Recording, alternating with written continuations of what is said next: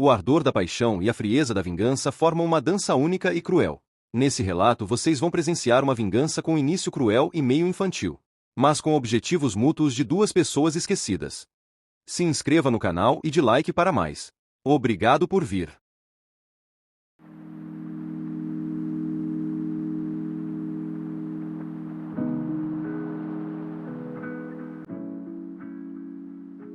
Minha irmã roubou meu noivo, então eu casei com o irmão dele por vingança. Eu não sei bem por que estou escrevendo isso. Talvez seja a necessidade de confessar, de descarregar o peso de uma vida que se desviou do caminho, um caminho que eu mesma tracei com tinta envenenada. Já se passaram 5 anos, e eu ainda sinto o gosto de cinzas na boca quando olho para o outro lado da mesa nos jantares de família. É um gosto persistente de cinzas e vitória agridoce, um sabor que se tornou estranhamente o meu. Ou talvez porque eu me tornei algo que eu jurei que nunca seria, um arquiteto de vingança, e eu preciso que alguém, em algum lugar, em meio à vastidão anônima da internet, entenda o porquê. Para entender as complexidades sombrias de uma mulher levada ao limite, e para, talvez, finalmente perdoar a mim mesma. Eu nunca fui uma pessoa vingativa. Juro por Deus. Eu era o tipo de pessoa que pedia desculpas quando os outros esbarravam em mim no metrô, mesmo que a culpa não fosse minha. A que deixava gorjeta extra para o garçom mesmo que o serviço fosse mediano. A que lia sobre filosofia oriental e realmente acreditava em karma, em equilíbrio cósmico, na bondade inerente do universo. Eu sinceramente acreditava que a vida simplesmente dava um jeito de acertar as coisas, que as pessoas colheriam o que plantavam sem a minha intervenção. Eu era, em suma, ingênua. Eu era uma ovelha esperando que o lobo tropeçasse e caísse. Mas isso foi antes. Antes de eu ver minha irmã, Laura, parada na entrada da igreja, a luz do sol atravessando o vitral, transformando o vestido de noiva dela, o vestido que eu tinha experimentado, que eu tinha chorado de alegria ao escolher, aquele com a renda delicada que minha avó aprovaria, numa auréola quase divina. E ao lado dela, no altar, estava Marcos. O homem que deveria ter sido meu marido. O homem que eu amei ou pensei que amava com uma intensidade que me parecia, na época, a única coisa real na minha vida. Naquele momento, enquanto o órgão tocava as notas solenes da marcha nupcial e todos os olhos estavam nela, absortos na beleza e na promessa, eu descobri uma verdade fria e dura. Uma verdade que despedaçou todas as minhas crenças anteriores. O equilíbrio é uma ilusão. O universo não cobra dívidas, não impõe justiça de forma automática. Se você quer justiça, se você quer restaurar algum tipo de ordem a um mundo virado de eu era a boa, a inteligente, a confiável, a sensível, palavras que os pais usam para descrever a filha que não é bonita, que não é popular, que não é o centro das atenções. Onde Laura era dourada, eu era pálida. Onde ela era curvilínea e exuberante, eu era angular, quase esquelética. Onde a voz dela era uma melodia que hipnotizava, a minha era um murmúrio, um sussurro que muitas vezes se perdia no burburinho de qualquer conversa. Eu era a que ficava no fundo das fotos de família, literalmente. A que estava sempre segurando a bolsa dela, ou o casaco dela, ou a taça de vinho dela enquanto ela gesticulava, contando uma história. Um adereço mal visível. A dinâmica foi estabelecida antes mesmo que eu pudesse formar memórias coerentes. Lembro-me vividamente, ou pelo menos minha memória solidificou, do meu aniversário de 7 anos. Eu queria um bolo de chocolate, rico, denso, com glacê de chocolate duplo. Eu tinha falado sobre ele por semanas. Era o meu desejo de aniversário. Laura, que tinha 9 anos, chorou. Ela fez um escândalo, dizendo com uma habilidade dramática notável para uma criança, que chocolate dava espinhas nela. Ela nunca teve uma única espinha em sua vida dourada antes ou depois. Meus pais, exaustos de uma semana de trabalho, cederam, como sempre faziam diante das lágrimas dela. Tivemos um bolo de baunilha com morangos frescos. Laura apagou as velas comigo, colocando a mão dela sobre a minha, sorrindo para a câmera do meu pai. Os convidados acharam a cena adorável, tão doce. Eu me lembro de sentir o cheiro da fumaça da vela e pensar, com uma pontada de ressentimento infantil que eu aprendi a engolir. Mas o bolo era meu. Aos 15 anos, eu me apaixonei pela primeira vez. Um garoto chamado Daniel da aula de Química Orgânica. Ele era quieto, assim como eu. Ele lia os mesmos livros de ficção científica que eu, com bordas desgastadas e capas gastas. Ele usava óculos com armações de arame finas. Ele me convidou para ir ao cinema para ver um filme de terror B. Eu passei 3 dias agonizando sobre qual roupa usar, que esmalte combinaria, como prender meu cabelo para parecer casualmente despreocupada. Na noite anterior ao encontro, Laura sentou na minha cama, os olhos brilhantes, e me perguntou tudo sobre ele. Eu, na minha ingenuidade, contei. Ela sorriu, um sorriso grande e aberto, e disse que ele parecia fofo com aquele tom de voz que ela usava para diminuir tudo que não era sobre ela. No dia seguinte, na escola, eu vi Daniel no corredor, e eu vi Laura encostada no armário dele, com sua jaqueta jeans customizada e seu cabelo perfeitamente bagunçado. rindo, a risada alta e melódica dela ecoando pelo corredor lotado. Ela estava tocando o braço dele, um toque casual e inocente, mas que prendia a atenção dele como uma armadilha invisível. Daniel não foi ao cinema. Ele me mandou uma mensagem de texto fria e concisa, dizendo que algo havia surgido e que ele estava realmente ocupado.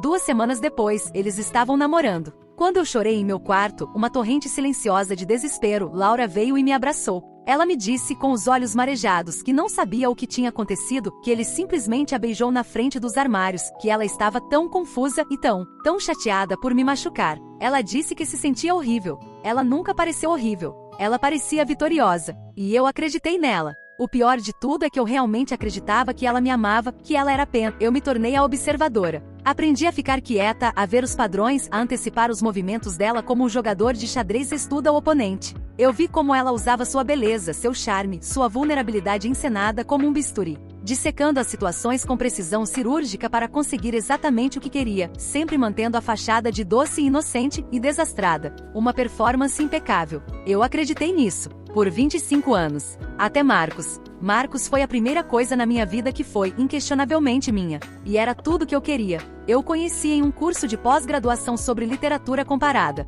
Era um curso noturno, uma fuga da minha rotina de trabalho. Laura não estava lá. Não havia holofotes. Eu estava sozinha, no meu território natural, a biblioteca da universidade, com seus corredores empoeirados e cheiro de papel velho. Ele não era o tipo de Laura, o tipo chamativo, atlético, confiante. Ele era como eu, em muitos aspectos. Quieto, inteligente, observador. Ele usava suéteres de lã gastos, tinha um senso de humor seco e um ligeiro franzir de sobrancelhas quando lia. Ele não era uma estrela. Ele era sólido, como terra firme. E ele me viu. Ele me viu, a garota pálida no canto, com o cabelo caindo sobre o rosto enquanto eu rabiscava notas. Ele riu das minhas piadas sarcásticas, as que ninguém mais pegava. Ele me perguntou sobre os livros que eu estava lendo, e ele ouviu a resposta, fazendo perguntas incisivas, mas genuínas. Nosso namoro foi calmo, foi confortável. Foi o alívio que eu nunca soube que precisava. Foi a primeira vez na minha vida que eu conseguia respirar fundo, sem a sensação de estar sendo sufocada. Não havia competição,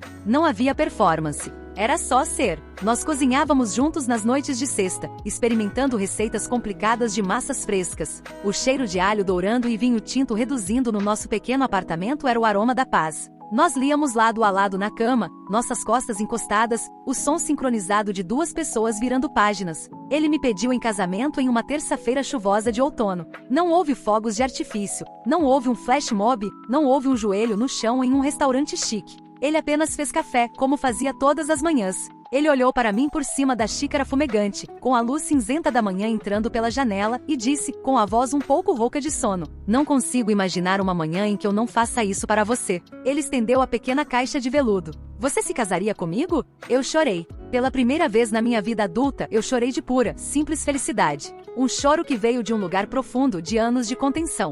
Eu tinha sido escolhida. Não como uma alternativa, não como uma sombra, mas como a única opção. Eu sabia que apresentá-lo a Laura seria um problema. Eu senti no meu estômago aquele velho nó frio, o alarme silencioso. Eu tentei adiar, inventei desculpas, mas era inevitável. Um jantar em família, o ritual semanal que eu sempre detestei e agora temia. Eu assisti em câmera lenta, como um acidente de carro inevitável que eu não podia impedir. Eu vi o momento em que Laura ligou o charme. Ela não fez nada óbvio, nada que eu pudesse apontar. Ela não flertou, não tocou nele de forma inadequada. Foi mais sutil, mais insidioso. Ela fez perguntas a ele sobre o trabalho, sobre suas paixões, perguntas que eu havia feito há meses. Ela riu um pouco mais alto das piadas dele, com um tom de admiração. Ela usou aquele truque de garota vulnerável, falando sobre como ela admirava pessoas inteligentes como nós, como ela se sentia meio burra às vezes, com um piscar de olhos inocente.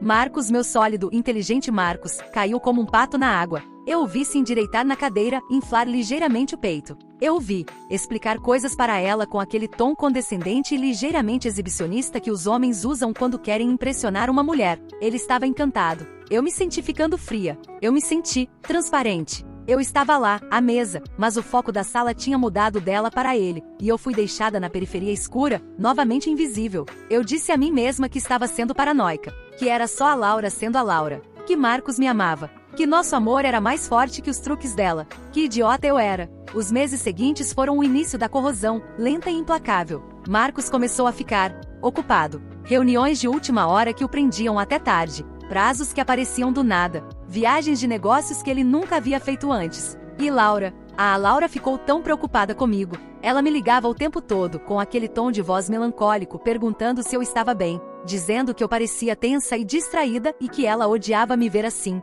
Ela começou a se oferecer para ajudar nos preparativos do casamento, sempre com o pretexto de me aliviar. Ela queria opinar sobre as flores, sobre o local, sobre a lista de convidados. Eu a deixei desesperada para mantê-la ocupada com algo que não fosse ele. Um dia eu estava no carro de Marcos. Tínhamos brigado por algo estúpido, uma discussão que parecia ter vindo do nada. Ele estava no banho, tentando esfriar a cabeça. Eu fui pegar meus óculos de sol no porta-luvas.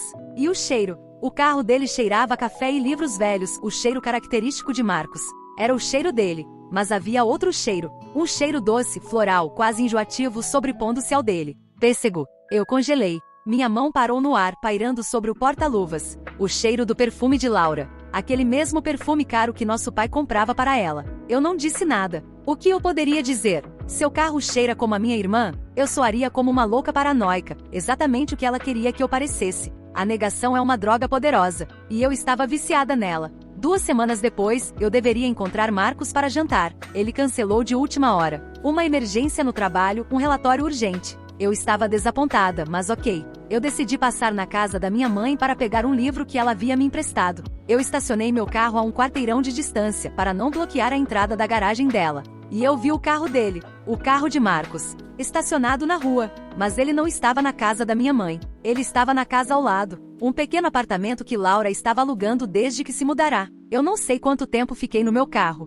O sol se pôs. As luzes da rua acenderam, criando poças amareladas no asfalto molhado. O ar no meu carro ficou frio, mas eu estava suando. Eu estava tremendo tanto que o volante vibrava sob minhas mãos. Eu vi a luz do quarto dela acender. 2 sombras se moveram contra a cortina, inconfundíveis e entrelaçadas. Eu não chorei. Eu apenas desliguei. O mundo, que 1 minuto antes era quente e real, tornou-se fino e frágil. Um cenário de papelão que eu podia ver através. Eu liguei o carro, as mãos ainda tremendo. Eu dirigi para casa. Eu fiz um chá de camomila. Eu esperei. Ele chegou em casa às 11 da noite. Ele cheirava a pêssego e sexo. Ele disse que o trabalho tinha sido um inferno. Ele me beijou na testa. O beijo foi frio e perfunctório. Eu esperei. Eu não sei pelo quê. Por uma confissão? Por uma desculpa? Por um milagre? A bomba explodiu 3 dias depois. Não foi um confronto. Não foi uma discussão raivosa. Foi a ligação. A mesma tática que ela havia usado em Daniel, 15 anos antes, mas agora aperfeiçoada, afiada, mortal. Ela me ligou. A voz dela estava embargada. Um choro ensaiado, perfeitamente produzido. A voz da vítima. Ela me disse que estava tão confusa, que ela não queria que acontecesse. Que ela e Marcos tinham se aproximado enquanto me ajudavam com o casamento e que aconteceu. Eu estava parada na minha cozinha, o telefone pressionado contra minha orelha com tanta força que doía. Eu podia ouvir o zumbido da geladeira. Um zumbido alto, furioso, como um inseto preso dentro da minha própria cabeça. Eu perguntei, e minha voz saiu como um sussurro seco, irreconhecível. Aconteceu o que, Laura? A pausa, o suspiro trêmulo, e então o choro falso que eu conhecia tão bem. Ela me disse que eles estavam apaixonados. O telefone não escorregou da minha mão. Eu o segurei com uma força sobre-humana. Eu me lembro de pensar com uma clareza estranha que a cerâmica do chão da cozinha era muito fria sob meus pés descalços, e que eu estava mais fria por dentro. Eu não me lembro de desligar. Marcos veio naquela noite. O covarde. Ele não conseguiu me olhar nos olhos. Ele ficou parado na minha sala, cercado pelas nossas fotos em porta-retratos, pelos nossos livros empilhados na estante e murmurou. Ele murmurou que não sabia como tinha acontecido, que ela simplesmente o entendia de uma forma que... Ele não terminou a frase. Não precisava. Eu disse a ele para pegar suas coisas e sair. Minha voz era calma, sem emoção, o que o surpreendeu mais do que um grito. Ele parecia aliviado. O período seguinte foi um inferno cinza e silencioso. O luto, a humilhação, a sensação de ser esfaqueada nas costas, e então forçada a sorrir para a lâmina. A pior parte foi a minha família. Meus pais.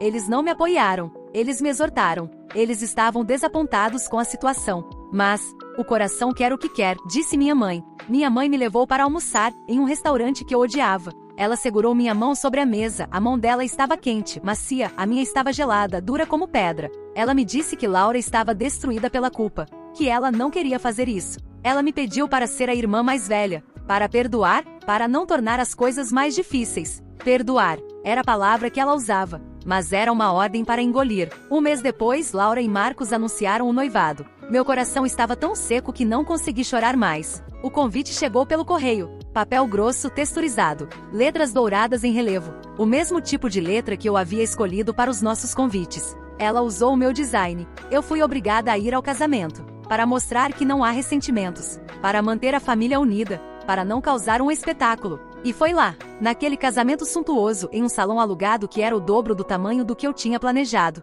que a vingança nasceu. Eu estava usando um vestido azul marinho, quase preto, a cor da invisibilidade, da noite e da profundidade. Eu assisti a cerimônia inteira com um sorriso de plástico no rosto, um sorriso que estava cortando minha bochecha por dentro, que fazia meus músculos doerem. Eu assisti minha irmã, radiante, com seu véu de renda, dizer os votos que deveriam ter sido meus. Eu assisti Marcos, meu ex-Marcos, olhar para ela como se ela fosse o sol que o aquecia. O mesmo olhar que ele costumava me dar. Aquele olhar que eu pensei que era meu, que me pertencia. Naquele momento, algo dentro de mim não quebrou. Quebrar é barulhento, é caótico. Eu já tinha quebrado o suficiente. O que aconteceu comigo foi uma solidificação. O sangue nas minhas veias pareceu congelar em mercúrio. O luto, a dor, a humilhação. Tudo se calcinou em algo novo. Algo duro, algo frio, uma clareza absoluta. Eu não ia chorar, eu não ia gritar, eu não ia perdoar, eu ia vencer.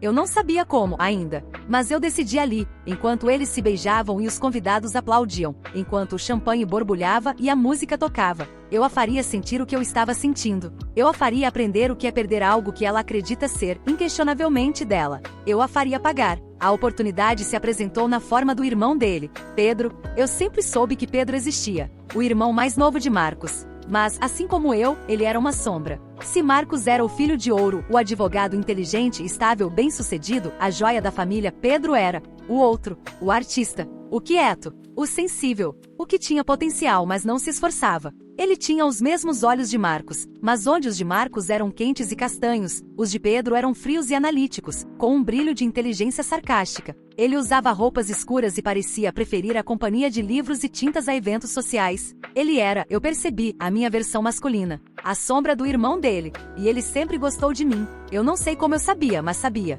Não era algo que ele dizia com palavras. Era o jeito que ele me olhava nas festas de família, quando eu ainda estava com Marcos. Ele não olhava para mim como os outros olhavam, através de mim, procurando por Laura ou Marcos, ou fingindo um interesse educado. Ele me via. Ele via a garota quieta no canto, lendo um livro enquanto o resto da família gritava e ria. Havia uma cumplicidade silenciosa ali, um reconhecimento de almas solitárias. Na festa do casamento, a recepção. Eu estava no bar, pedindo uma água com gás. Eu não ia beber, eu precisava estar sóbria, cada sentido aguçado, cada observação registrada. Ele apareceu ao meu lado, um copo de uísque na mão. Ele não disse sinto muito pela sua perda. Ele não disse você está bem? Aqueles clichês vazios que meus pais e amigos usavam. Ele apenas pediu um uísque para o barman. Ele olhou para o casal feliz dançando no centro da pista. Laura estava com a cabeça encostada no ombro de Marcos, um quadro perfeito de felicidade e traição. Pedro tomou um gole longo de uísque. Ele olhou para mim, e então ele disse à voz baixa, quase um rosnado: Marcos é um idiota.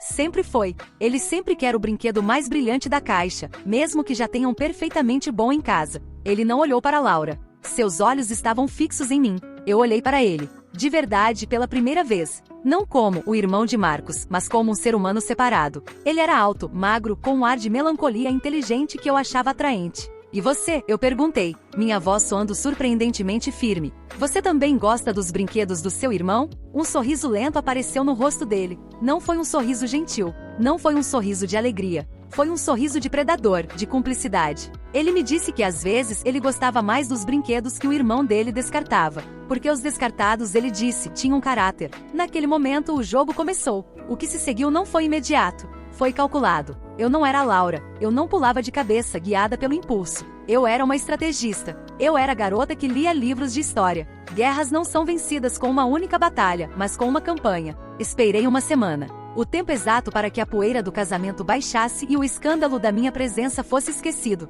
Então, coincidentemente, apareci na galeria de arte onde sabia que ele expunha algumas de suas fotografias.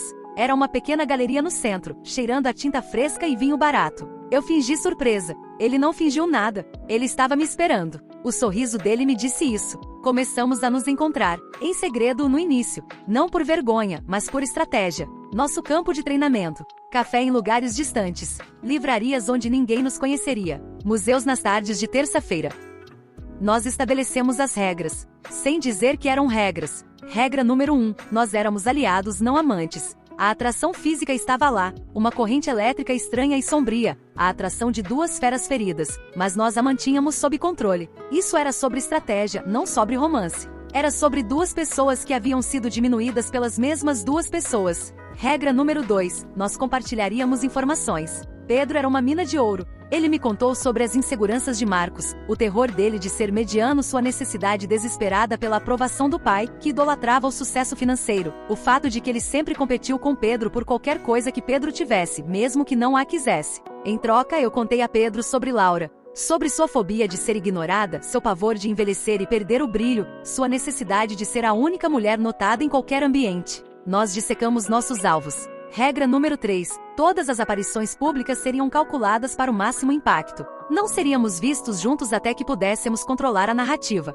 Eles precisam ver que você não está quebrada, Pedro me disse uma noite em seu estúdio. Eles precisam ver que você venceu. Que o que eles fizeram não foi te destruir, foi te libertar. Nossa estreia foi no restaurante italiano, como eu disse. A reação de Laura foi exatamente o que eu esperava. Confusão, raiva e o mais importante, diminuição. Ela achou que eu estava pegando o irmão pobre, o fracassado. Ela até teve a audácia de me ligar no dia seguinte, fingindo preocupação. Ela me disse que eu estava vulnerável e que Pedro era instável, que ela só queria me proteger. Eu agradeci a preocupação dela com uma voz doce como veneno, e disse que nunca tinha me sentido tão segura. Mas a fase 2 do plano era mais sutil. Pedro não era um fracassado. Ele era um artista, sim, mas um que vendia. Ele tinha um estúdio que valia mais do que o apartamento de Marcos, algo que ele mantinha em segredo da família porque eles não entenderiam. Ele tinha investimentos silenciosos. Ele era, na verdade, muito mais rico que Marcos.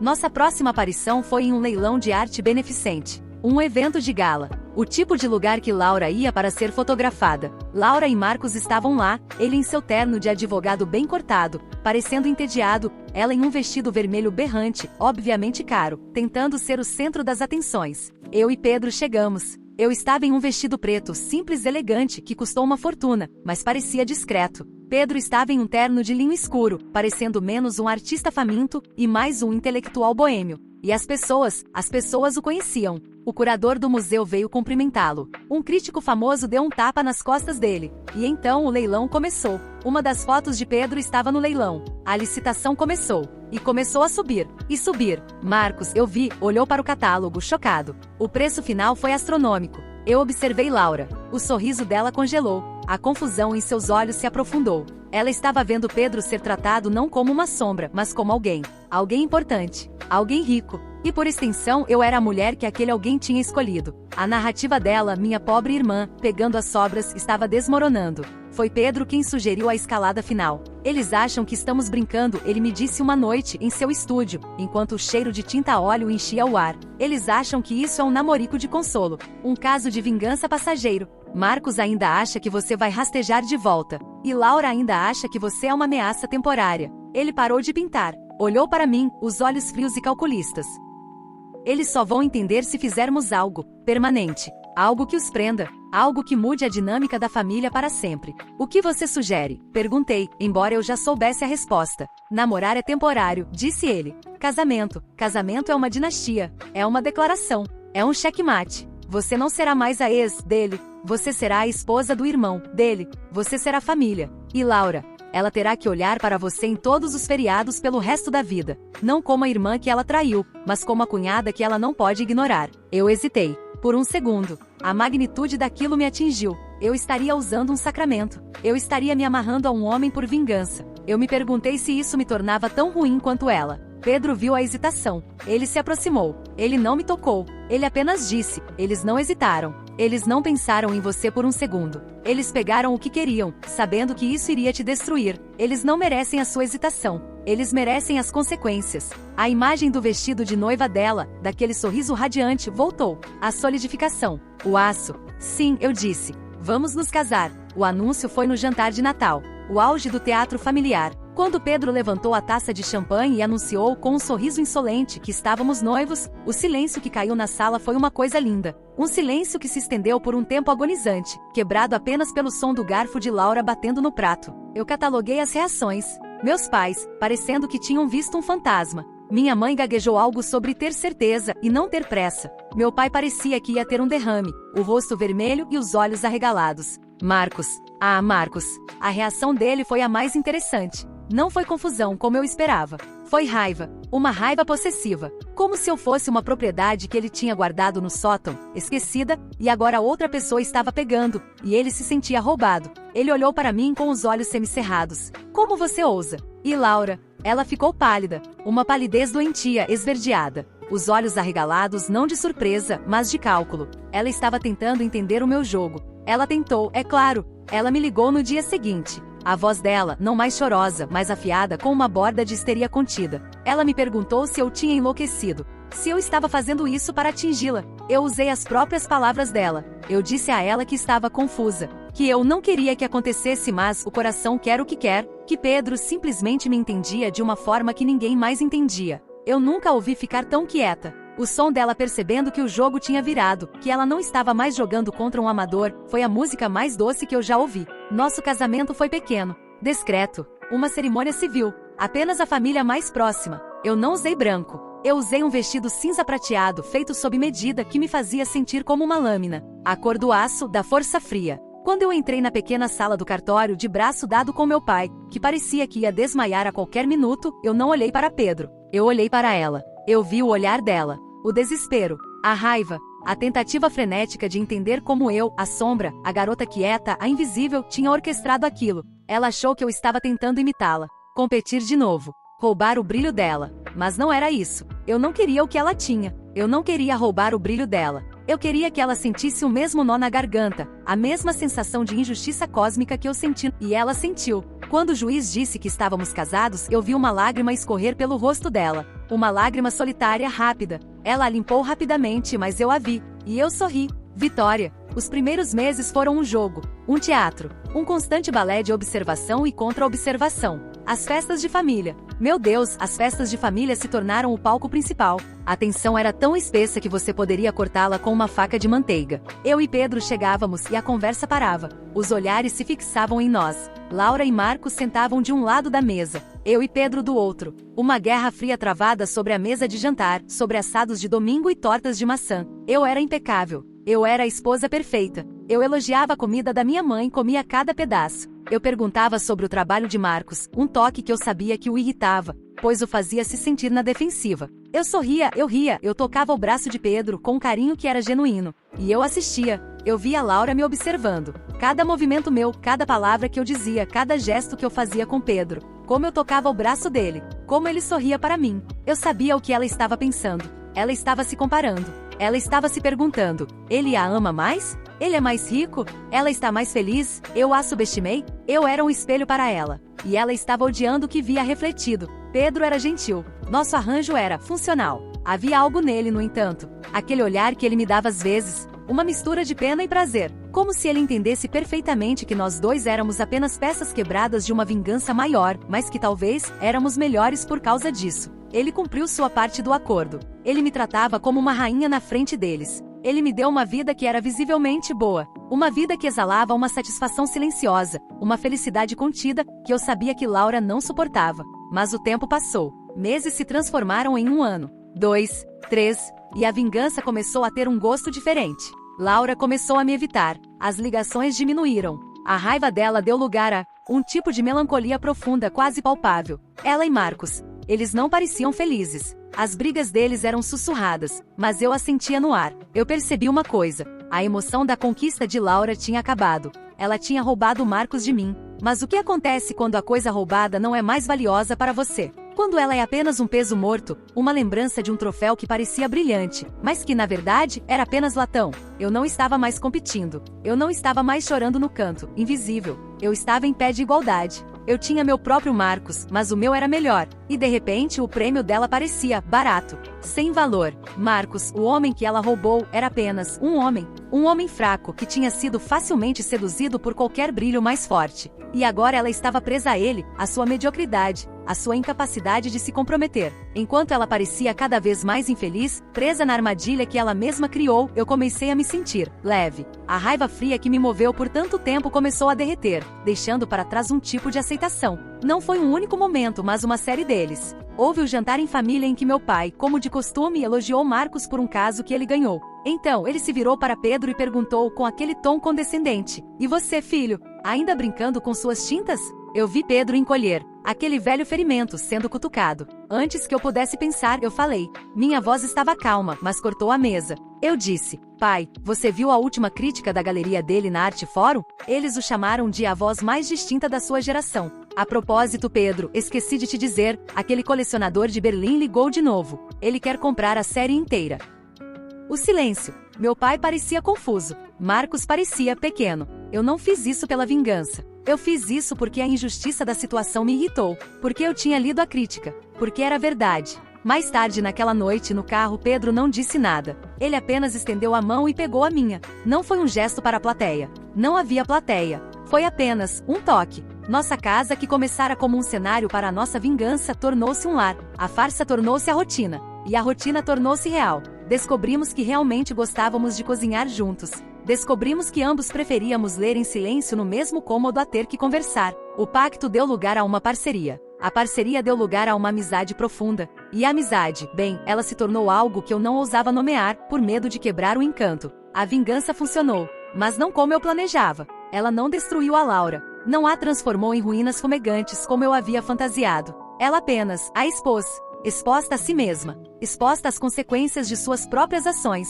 A vingança me fez perceber que eu nunca quis o Marcos. Eu nunca o amei de verdade. Eu amei a ideia dele. Eu amei a ideia de finalmente ser escolhida, de ser o centro das atenções, uma vez na vida. Eu só queria ser vista. E no fim, o que eu ganhei foi exatamente isso. E muito mais.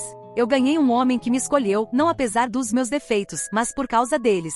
Pedro não me via como a sombra. Ele me via como o aço, a inteligência, a força silenciosa. Ele me escolheu sabendo o pior de mim, sabendo que eu era capaz de uma vingança fria e calculada. E ele me amou, ou pelo menos eu acredito nisso agora, com todos os pedaços que eu reuni de mim mesma. O sentimento bom no final não é uma explosão de felicidade. É uma paz profunda e duradoura. No último jantar de ação de graças, eu observei a cena. Laura e Marcos estavam lá. Eles têm filhos agora, e Laura parecia exausta. O brilho dela havia se tornado algo mais estridente, mais desesperado. Ela estava brigando com Marcos sobre quem pegaria mais purê de batata, e a briga não era sobre o purê, era sobre tudo. Ela olhou para mim. Eu estava sentada ao lado de Pedro, mostrando a ele uma foto engraçada do nosso gato no meu celular. Nós rimos, um som baixo e particular. O olhar de Laura não era mais de raiva, não era de ódio, era vazio. Era um olhar de profundo e irrevogável cansaço. O olhar de alguém que jogou o jogo errado e percebeu tarde demais. Ela não me vê mais como uma ameaça. Ela mal me vê.